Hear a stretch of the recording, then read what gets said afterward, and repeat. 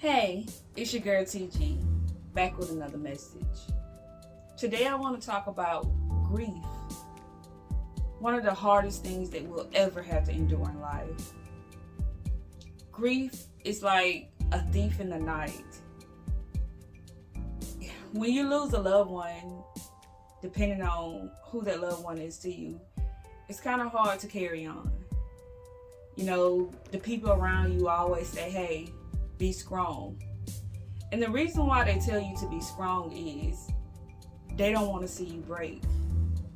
So the only thing that comes to mind to them is try to be strong.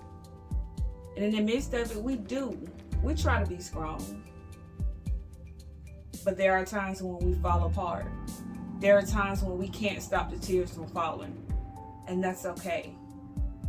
There's no right or wrong way to grieve. You grieve the way that you want to grieve.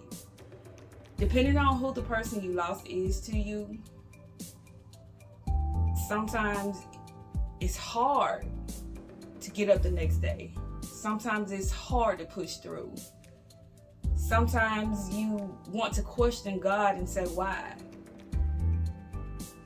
But as I look at it, God needed them more than we needed them here. As human beings, we are selfish. We never want to see our parents leave us. We never want to experience losing a sibling. We never want to experience losing a child. We never want to experience losing a friend, somebody that's dear to our heart. But at the end of the day, when it's their time, He's going to call them home. No one can tell you how to grieve anyone that you've lost. They always say time heals all wounds. And in essence, that is true. But when it comes to grief, time does not heal that wound. Time teaches you how to cope without that loved one here with you. The holidays are very, how can I put this? The holidays are different when you lose a loved one. I lost my mom. And I actually lost my mom around Christmas time. So when Christmas comes, I begin to feel sad.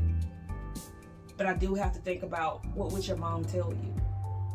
My mom will want me to go on with life with her being here or with her not being here.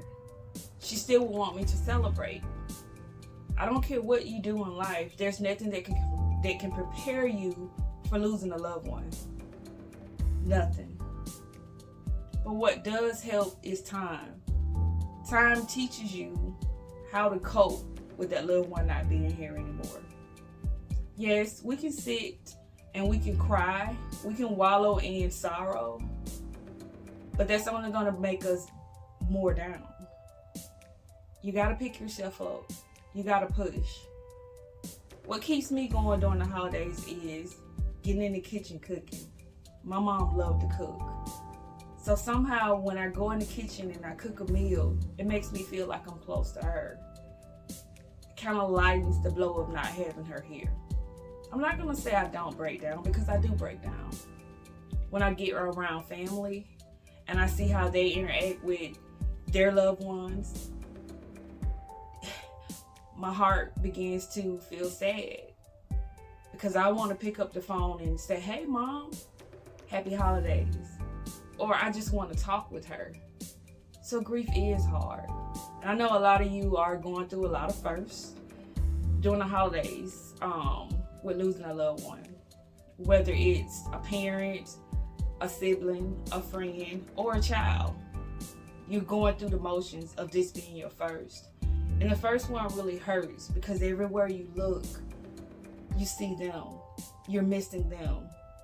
And your heart aches a little bit more. But trust and assure, your loved ones is in heaven looking down on you. They wouldn't want you to be sad. But you're only human, and it's okay to be sad. Just don't stay in that sad place too long. Pick yourself up.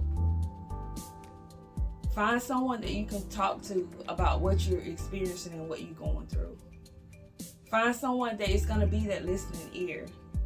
That's going to love on you, because that's what you need right now. Someone to listen, someone to love on you, Someone to tell you that it's gonna be okay. Don't stay stuck in sorrow. So for all the ones that are out there experiencing hurt and pain right now because they're missing someone that is in heaven, it's gonna be okay. As the days go by, you'll learn to cope with them not being here.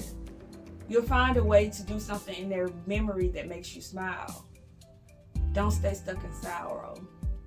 And understand that you're not alone.